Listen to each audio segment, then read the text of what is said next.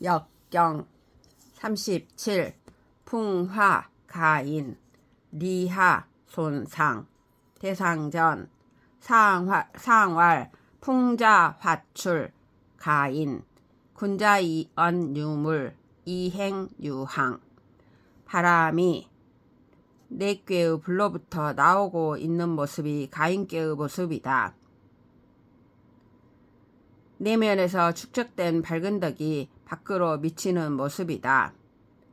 풍화의 근본이 가요, 가의 근본이 몸이다. 따라서 군자는 이 괴상을 본받아 평소의 언행을 정의롭게 하는데 그 언행은 반드시 실증적 사물의 근거가 있게 하고 그 행위는 반드시 원칙적 항상성이 있게 한다. 괴사, 가인, 리여정, 가정을 구성하는 사람들끼리 지켜야 할特성을 말하고 있는 괴이다. 이 괴에서 제일 중요한 것은 부인의 품덕이다. 여인이 주체적으로 가정을 리드하면서 하느님께 미래를 묻고 난관을 헤쳐가는 데 이로움이 있다. 효사, 초구, 한유가, 회망, 가정을 이룬 초기의 정황을 말하고 있다. 집안의 법도를 초기로부터 잘 세운다. 3살 버릇 여든 간다는 말처럼 초기의 틀을 잘 잡는다. 그러면 후회할 일이 없어진다. 유기, 무유수, 제중괴, 정길. 유기는 중정의 품덕을 지닌 부인이며 집안의 중심이라 말할 수 있다. 해와 같은 존재이며 가족의 밝음의 에너지원이다.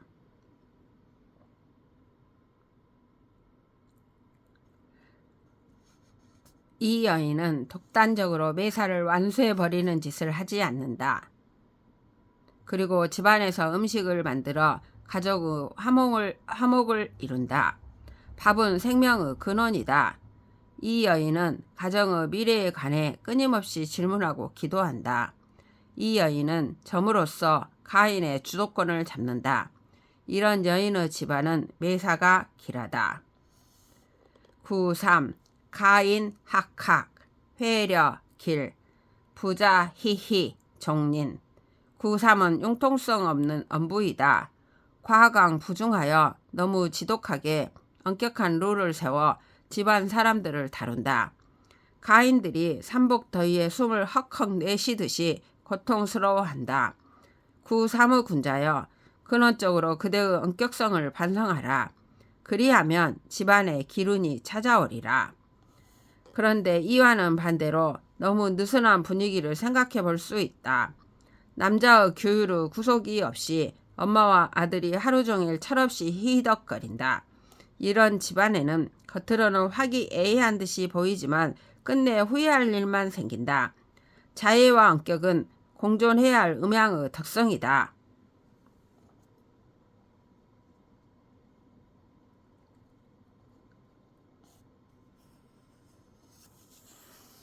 육사, 부가, 대길. 훌륭한 부인은 집안을 잘 이끌다 보면 반드시 그 집안을 부유하게 만든다. 이러한 부인을 얻은 집안은 큰 행복을 누린다. 육사는 손께의 제일 아래효이며 음효이며 허이다. 허해야 부가 들어온다. 구삼을 타고 있으며 구호를 받들고 있다. 상하 내외로 모두 양의 기운을 받아들일 수 있는 허가 있기 때문에 부를 이룰 수 있다. 9.5. 왕격유가 물휼 길 중정의 모든 덕성을 구현한 천자이다. 뿐만 아니라 중정의 유기와 응하고 있다. 9.5 왕은 천하뿐 아니라 집안도 잘 다스리는 군주이다. 집안 사람들이 서로를 아끼고 사랑하게끔 만든다. 주인은 격을 집안 사람들을 감격시킨다라는 뜻으로 해석했다. 보통은 이른다는 의미다. 물휼이란 집안을 다스리지 못해 나라도 어지럽게 만드는 그런 정황을 걱정치 않아도 된다는 뜻이다. 집안을 잘 다스리는 훌륭한 인품의 왕이기 때문에 천하를 잘 다스릴 수 있다. 별로 걱정한 일이 없다. 길하다. 상구, 유부, 위여, 종길. 가인꾀는 다 가족이기 때문에 유구 위에 별다른 의미가 없다. 상구는 강요이며 가인꾀의 최상위이다. 가정을 꾸려가는 전체적인 원칙을 제시한다.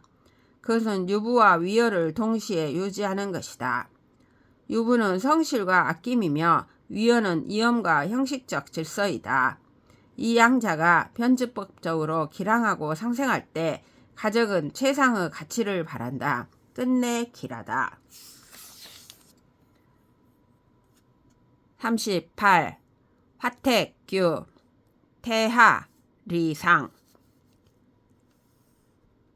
대상전 상왈 상화 하택규 군자이 동 이이. 위에 불이 있고 아래에 못이 있어 서로를 용납 못하는 이질성이 있는 것이 규라는 괴의 모습이다. 군자는 이 괴의 모습을 본받아 근원적인 대세의 흐름이나 비전의 궁극적 목표에 관해서는 동질성을 인정한다 할지라도 자기가 걸어가는 구체적인 삶의 자세에 관해서는 유니크한 이질성을 고수한다. 괴사, 규, 소사, 길. 어긋나무 길을 생각할 때 그랜 스케일의 대사에 있어서는 모든 사람들의 생각이 화합 일치되지 않으면 그 큰일을 행하는 것은 불가하다. 그러나 작은 일에 있어서는 많은 다중의 의견은 일치되어야 할 필요가 없고 모두 개성 있게 각자의 길을 가는 것이 좋기 때문에 어긋나무 길은 소사에 있어서는 길하고 복을 얻을 수 있다. 효사, 초구, 회망, 상마, 물축, 자복, 견오인, 무구. 초구는 괴리의 초기 단계이다.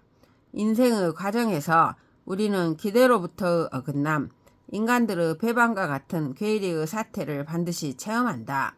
이 괴리에 잘 대처하는 것이 인생의 지혜이다. 초구와 응하는 효는 구사이다. 그러나 이 두 효는 모두 양효이기 때문에 등을 돌리고 서로 반목하게끔 되어 있다. 초구는 구사와의 관계에서 후회스러운 일이 일어날 것을 기대한다. 그러나 후회스러운 일이 일어나지 않았다. 왜냐? 이 사태에 대한 해석은 매우 다양하다. 나는 괴리를 나타내는 규계라는 장 그 자체에서 원인을 찾는다.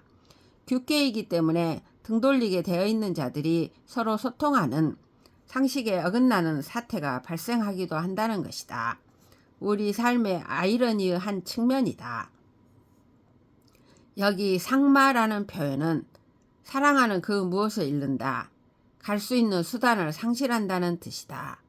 이것은 구사가 초구를 버리고 떠나간다는 것을 의미할 수도 있다. 그러나 강인하고 때묻지 않은 초구는 말 뒷꽁무니를 쫓아가지 않는다. 결국 그 말은 되돌아오게 되어 있는 것이다. 스스로 돌아옴을 기다리는 것도 역의 지혜이다. 인생의 여로에서는 필연적으로 내가 싫어하는 사람들을 만나게 되어 있다. 오인은 악인으로 읽지 말라. 오인일 뿐이다. 미운 사람이 나를 만나고자 한다면 기꺼이 그를 만나라. 그리하면 허물이 없을 것이다. 인간관계는 선악을 초월한다. 초구와 구사의 관계에 내재하는 논리이다. 공자가 양호를 만나는 장면을 연상해도 좋을 것이다. 9이 우주우항 무구. 여기 주는 임금을 가리키며 이 괴에서는 군위에 있는 유고일 수밖에 없다. 구이와 유고는 정의는 아니지만 음과 양의 관계이기 때문에 짝짝꿍이 잘 맞는다. 그러나 괴리의 시기를 맞이하여 이 두 사람은 서로를 사랑하고 서로를 찾아 헤매했지만 길이 엇갈릴 뿐이다. 그러다가 우연한 기회에 이 둘은 평범한 골목길에서 맞닥뜨린다. 괴리의 시대이기 때문에 오히려 이러한 격식을 떠난 만남이 가능하다. 진심이 통하여 상하가 소통되는 만남, 그 만남에 먼 격식과 수식이 필요하리요. 허물이 있을 수 없다. 63. 견여예 기우철 기인 천차의 무초유종 63은 상구와 응한다. 이 63의 효사는 63의 괴리의 난세 속에서 상구를 만나러 가는 어려운 여정을 그리고 있다. 63은 음유하고 부중부정하다. 상구 또한 부중부정하다. 63과 상구는 만나야 할 운명이면서도 괴리의 시대이기 때문에 서로를 시의하고 서로를 쉽게 받아들이지 못한다. 그래도 63은 수레를 타고 상구에게로 여정을 떠난다. 그런데 그 수레는 아래에 있는 구이에 의하여 빠꾸를 당한다. 구이가 뒤에서 끌어당기는 것이다. 그리고 이 수레를 끌고 전진하는 소는 구사에 의하여 저지당한다. 음유한 63이 구이 구사의 이강 부정한 세력에 의하여 전진할 수 없는 고통을 당하게 된다. 63은 이마에 문신을 당하고 코를 베이는 형을 당한다.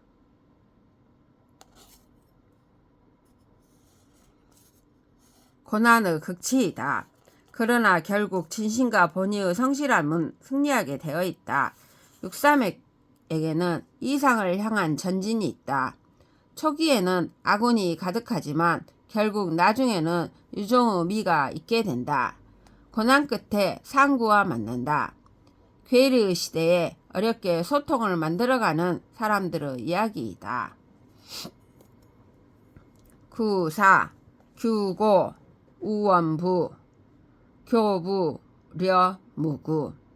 구사는 대신의 자리이다. 응효는 초구이다. 그러나 초구는 양효이기 때문에 서로 감흥을 일으키지 않는다. 구사는 모든 사태로부터 괴리되어 고독할 수밖에 없다. 그러나 대신으로서 일을 하려면 반드시 동지를 필요로 한다. 재미있는 사실은 괴리를 뜻하는 규계에서는 두 양이 교감하지 않는다는 음양의 원리가 원칙대로 통하지 않는다는 사실이다. 구사는 초구를 찾아가 만난다. 초구는 양효이지만 초의 신선한 정을 지니고 있다.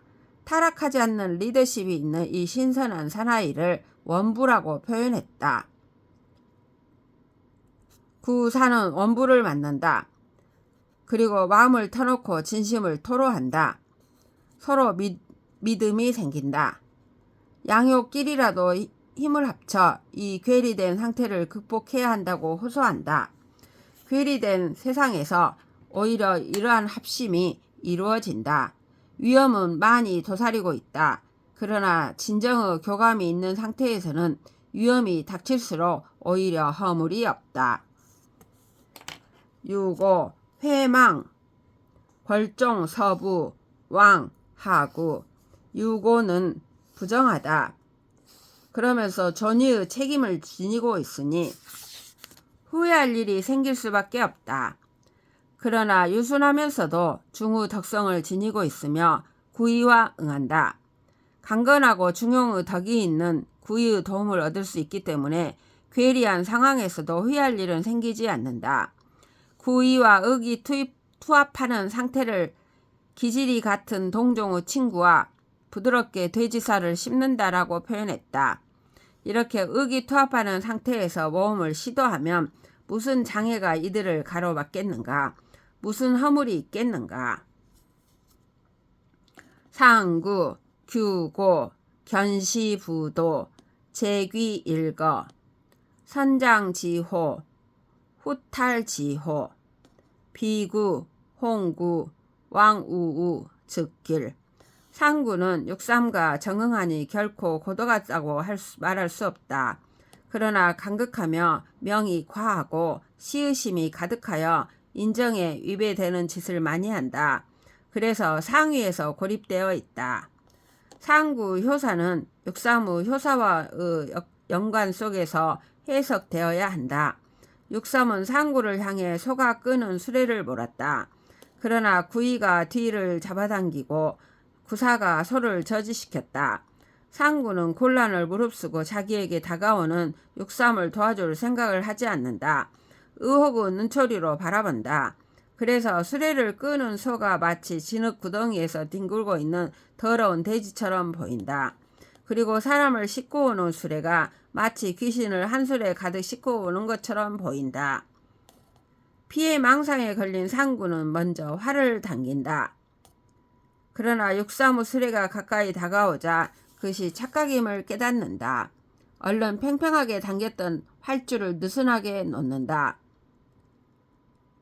자기를 적대하는 반대 세력이 아니라 자기와 혼인하기 위해서 오는 신부라는 것을 깨닫는다. 두 사람은 서로 본심을 깨닫고 화해하게 된다. 이것은 규 세계의 종언이다. 이들은 새로운 인생의 모험을 떠난다. 비를 맞는다. 비는 음양이 화합하는 만물의 소생을 상징한다. 결국 길로 끝난다. 역은 절망 속에서 희망을 말하고 두절 속에서 교감을 논한다. 초구 상마물축 자복은 구사의 규고 우원부와 짝을 이루고 구이의 우주우황은 유고의 걸종 서부와 짝을 이루고 육삼의 무초유종은 상구의 왕우와 한 짝을 이룬다. 점을 쳐서 상구 효사를 만나는 사람은 의심을 자제하는 것이 좋다. 의심은 불화를 가져오고 증오를 불러온다. 증오는 나에게 돌아온다. 지금까지 원수처럼 여겼던 사람들로부터 큰 도움을 얻을 수도 있다.